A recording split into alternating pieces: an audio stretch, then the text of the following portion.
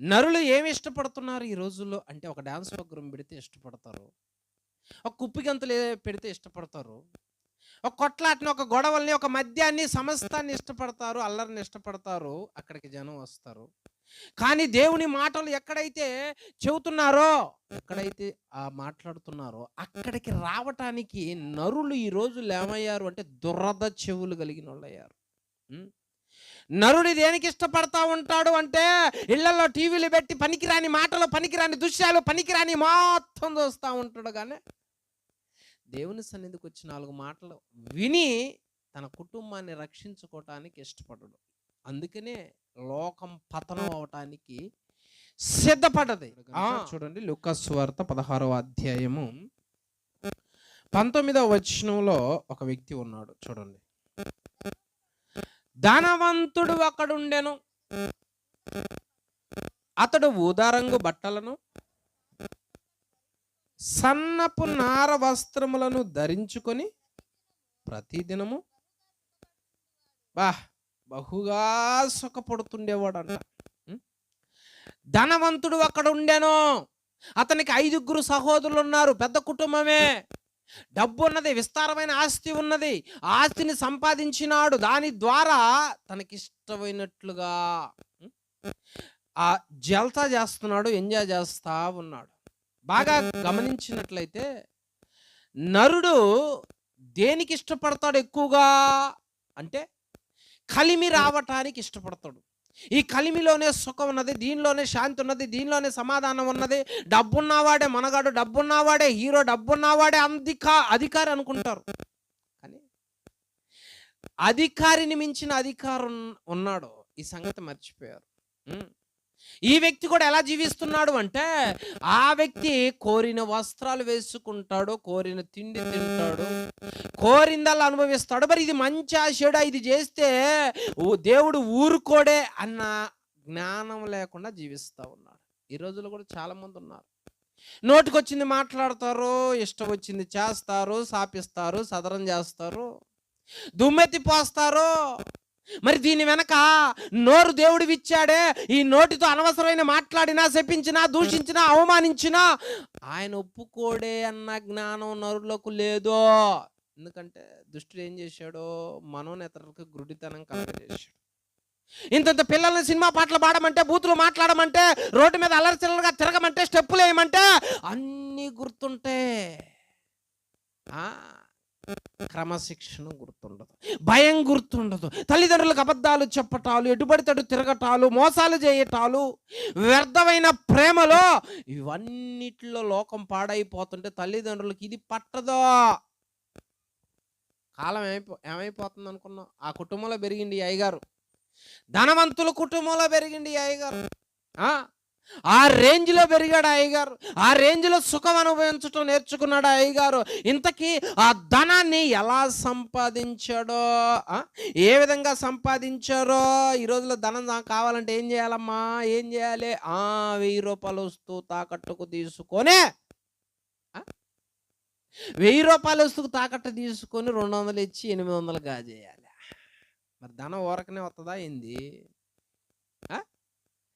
నరులు ఏం ఆశపడుతున్నారో, దేవుడు ఏం చెబుతున్నాడో, ఇది కరెక్ట్ అని నీకు ఎవరు చెప్పారో? నిన్ను సృష్టించిన దేవుడు ఎవరో, ఆయన నీ మీద ఏ ఇష్టాన్ని కలిగి ఉన్నాడో, ఏది చేయాలన్నాడో, ఏది నిర్ణయించినాడో. ఒక మార్కెట్లోకి వస్తూ కొంటే అది దేనికి ఉపయోగపడాలో దానికే ఉపయోగపడాలి, కానీ వ్యర్థమైన దానికి నువ్వు వాడకూడదు. మరి దేవుడు సృష్టించిన ఈ మనిషి, ఈ శరీరము, దేవుడు ఏం చేయాలని సృష్టించాడో, చెప్పాడో, నిర్ణయించాడో అదే చేయాలి.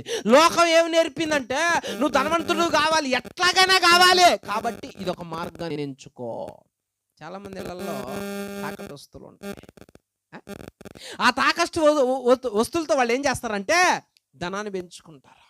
మేము ధనవంతులు అంటారు, సుఖం అనుభవిస్తూ ఉంటారు. కానీ లేఖనం ఏమంటుందో తెలుసా? అది ఎలాంటిదో తెలుసా? హబక్కూకు గ్రంథము 2వ అధ్యాయము 6వ వచనములో దేవుడు ఏం చెప్తున్నాడు చూడండి.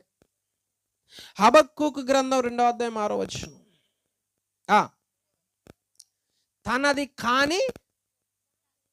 కాని దాన్ని ఆక్రమించి తాకట్టు సొమ్మును విస్తారముగా పట్టుకొని వానికి శ్రమ. ఇది తెలియదు కొంతమందికి, చాలా మందికి తెలియదు. వచ్చి పడుతున్నాయి, ధనం పెరుగుతుంది, ఆస్తులు పెరుగుతున్నాయి, సుఖమో సంతోషం అని మనం అనుకుంటున్నాము. కానీ నీ ఇంటి దగ్గరకు వచ్చింది నీ కష్టార్జితం కాదు, పరుని కష్టార్జితం. ఆ పేదరికంలో అతను నీ దగ్గర తాకట్టు పెట్టుకున్నాడు, కానీ నువ్వు కొంచెం ఇచ్చి ఎక్కువ లాగావు, ఆస్తి పెంచుకున్నావు. ఆ సొమ్ము నీ ఇంట్లో ఉంటే నీకు సంతోషం అనుకుంటున్నావా, సుఖం అనుకుంటున్నావా? తాకట్టు వస్తువులను విస్తారంగా పట్టుకుని తన కుటుంబంలో వస్తువులు కొనుక్కొని ఆస్తి పెంపకాలు చేసుకొని అన్ని అనుభవిస్తున్న వ్యక్తికి శ్రమ. ఈ ధనవంతుడు కూడా అట్లా పెంచుకుంటున్న ఆస్తి. అప్పుడప్పుడైనా దేవుడి సన్నిధానానికి రాకపోతే, వాక్యం చదవకపోతే, పిల్లలకి ఆ బాల్యంలోనే భక్తిని నేర్పకపోతే పెద్ద అయిన తర్వాత ఇంతే తయారవుతారు. మా పిల్లలు మంచోడు. మంచోడు అంటే మంచోడు అవుతాడా? మంచి చెప్పాలి గాను. మరి మంచి ఆడుంది, నీకే లేదు. మరి పిల్లలకి మంచి ఆడ నుంచి వస్తుంది. నీకు మంచి అనేది ఉంటే అడ్డమైన పనికి మాలిన సీరియళ్ళు, ఆ సినిమాలు చూడరు. ఆ మాటలు ఎలాంటి, ఆ డైలాగులు ఎలాంటి, ఏం చెవులు వినపడట్లేదా? ఆ మాటలు, ఆ పోకిరి మాటలు, ఆ డబల్ మీనింగ్ మాటలు వింటూ నవ్వుతున్నాం మనం. వయసు పిల్లలు ఏం కావాలా? వాళ్ళ ఆలోచనలు ఎలా ఉండాలా? బాల్యంలో నువ్వేమి నేర్పిస్తున్నావు, ఏమి నూరిపోస్తున్నావు? వాళ్ళు డబ్బు కొరకు అదంతా చేస్తా ఉన్నారు, వీళ్ళకి ఇదే నూరిపోస్తా ఉన్నావు. వీళ్ళు పెద్ద అయిన తర్వాత ఏమి నేర్చుకుంటున్నారో తెలుసా? డబ్బు సంపాదించాలి, ఎలాగైనా ధనవంతుని కావాలి, సుఖం అనుభవించాలన్న ఉద్దేశంతో ఈ వ్యక్తి పెరిగే ఇంటి నిండా పెట్టుకున్నాడంట తాకట్టు సొమ్ము. దేవుడు అంటున్నాడు, ఓరే నాయనా, నువ్వు ఏ సొమ్ముని పెట్టుకున్నావో తెలుసా? నీకు శ్రమ తెచ్చి పెట్టుకునేదాన్ని దగ్గర ఇంట్లో పెట్టుకొనే నేను ధనవంతుణ్ణి అంటున్నాడు. ఆలోచించమ్మా, కష్టార్జితాన్ని నమ్ముకో, కష్టార్జితాన్ని అనుభవించు. అదే నీకు తృప్తి, అదే నీకు తీపి, దానిలోనే సంతోషం, దానిలోనే ఆనందం ఉందని దేవుడు వాక్యం సెలవిస్తుంది. తప్ప ఇలాంటిది వస్తే నరుడు శ్రమల పాలవుతా ఉన్నాడు.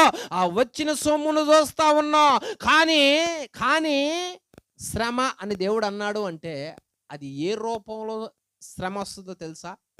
ఇంతకీ ధనవంతుడి పరిస్థితి ఏమైంది అంటే మీకు తెలిసే ఉంటుంది, అయినా 4 మాటలు చెబుతాను. చివరికి ఇతని పరిస్థితి ఏమైందో.